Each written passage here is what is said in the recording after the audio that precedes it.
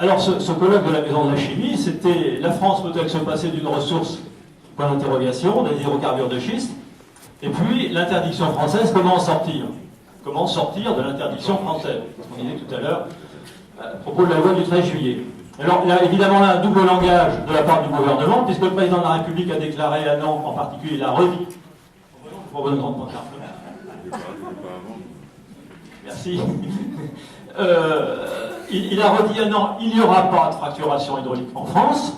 Et par ailleurs, il se passe à quelques pas d'ici un colloque organisé par M. Gonod, député de l'Oise, sous le patronage de M. Fillon, Besson et Nathalie Kosciusko-Morizet, qui s'interroge comment sortir de l'interdit. On voit bien la nouvelle ambiguïté et on voit bien qu'effectivement cet interdit n'est peut-être que très provisoire. Surtout que les intervenants à ce colloque sont les bénéficiaires des permis, c'est Total, Vermillon, j'en oubliais, et il n'y a pas du tout le point de vue de gens qui pourraient être d'avis différents. Enfin, on va voir tout à l'heure le compte-rendu de cette réunion, j'anticipe un peu.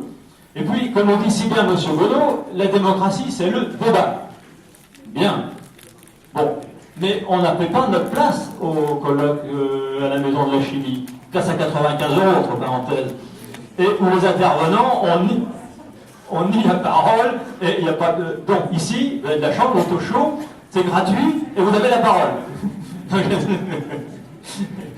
Bon, et puis vous allez avoir des intervenants prestigieux qui sont indépendants des lobbies, pas comme les autres. Et puis nous aurons donc deux tables rondes, suivies d'un débat chacune, une table ronde sur les